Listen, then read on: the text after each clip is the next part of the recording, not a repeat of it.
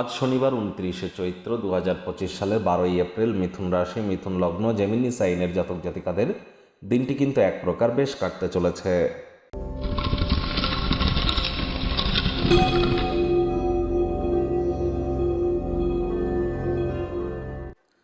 ভিডিওটির শুরুতেই আপনাদের সকলকে রাজযোগ চ্যানেলের তরফ থেকে হনুমান জয়ন্তীর হার্দিক শুভেচ্ছা ও অভিনন্দন রইল। স্ক্রিনে আপনারা দেখতে পাচ্ছেন হনুমানজির প্রণাম মন্ত্র। মনোজবং মারুতুল্য বেগং জিতেন্দ্রিয়ং বুদ্ধিমত্তম বরিষ্ঠম বাতত্ত্বজং বানরজিতমুখ্যং শ্রীরামদূতং শরণ্যম প্রপদ্যে। এই মন্ত্রটি আজ আপনারা পারলে 108 বার জপ করুন, না পারলে অন্তত 21 বার জপ করুন। হনুমানজির মন্ত্র জপ করা, প্রণাম মন্ত্র জপ করার আগে আপনারা অবশ্যই রামজি এবং সীতা মাইয়ার নাম জপ করে নিতে ভুলবেন না। এবং এই হনুমান প্রণাম মন্ত্র জপ করার পর পরিশেষে আপনারা নিজের নাম গোত্র ধরে 3 বার বলুন, সদা হরি চেরা, সদা হরি চেরা। আজ যারা হনুমান চালিসা পাঠ করছেন তাদের বলবো দীক্ষাগুরু শিক্ষাগুরুর কাছ থেকে পারমিশন নিয়ে সঠিক পদ্ধতি জেনে তবেই কিন্তু পাঠ করবেন, তা না হলে ক্ষতিও হতে পারে। আজ নিরামিষ খাদ্য খাবার খেয়ে বা আপনারা যদি পারেন উপোস থেকে হনুমান মন্দিরে গিয়ে নিজের নামগোত্র ধরে আপনারা পূজা দিন, এটিও আপনাদেরকে উপকৃত করবে। 2025 সাল মঙ্গলের বছর, হনুমানজির বছর। যত হনুমানজির নাম জপ ধ্যান আরাধনা করবেন সেটি আপনাদেরকে বহুলাংশে উপকৃত করবে।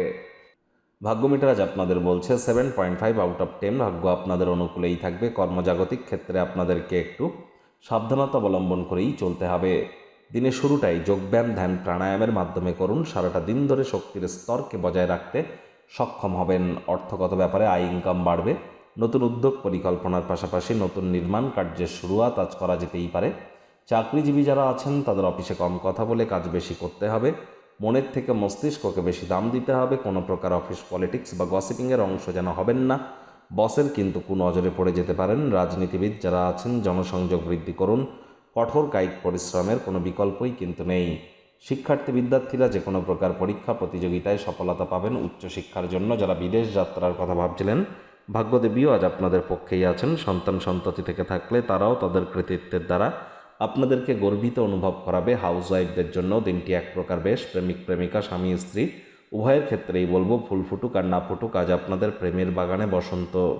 দিনটিকে যতটা সম্ভব রোম্যান্টিক করে তোলা যায় সেই প্রচেষ্টাই তো আপনাদের জারি রাখা উচিত। অবিবাহিতদের বিবাহের যোগ পরিলক্ষিত হচ্ছে। যারা প্রেমে পড়েননি তাদের জীবনে স্বপ্নের নারী বা পুরুষের আগমন আজ কিন্তু হতেই পারে। একটু প্রচেষ্টা আপনাদেরকেও করতে হবে। শত্রুপক্ষ, বিরোধী পক্ষ আজ খুব একটি শক্তিশালী থাকছে না। পরিবার পরিজন, নিকট স্থানীয় ব্যক্তিবর্গ, বন্ধু স্বজন কারোর উপরেই জোর করে নিজের মতামতকে জাহির করলেই কিন্তু ক্ষতি। আজ আপনাদের উচিত ওয়েট অ্যান্ড ওয়াচ পলিসি গ্রহণ করা। সময়ের কাজ সময়ে শেষ করার চেষ্টা করুন। মন্দির, মসজিদ, গুরুদ্বারা ভ্রমণ করুন। আধ্যাত্মিক কর্তাকর্ত্রীদের সংস্পর্শে যান, লাভান্বিত হবেন।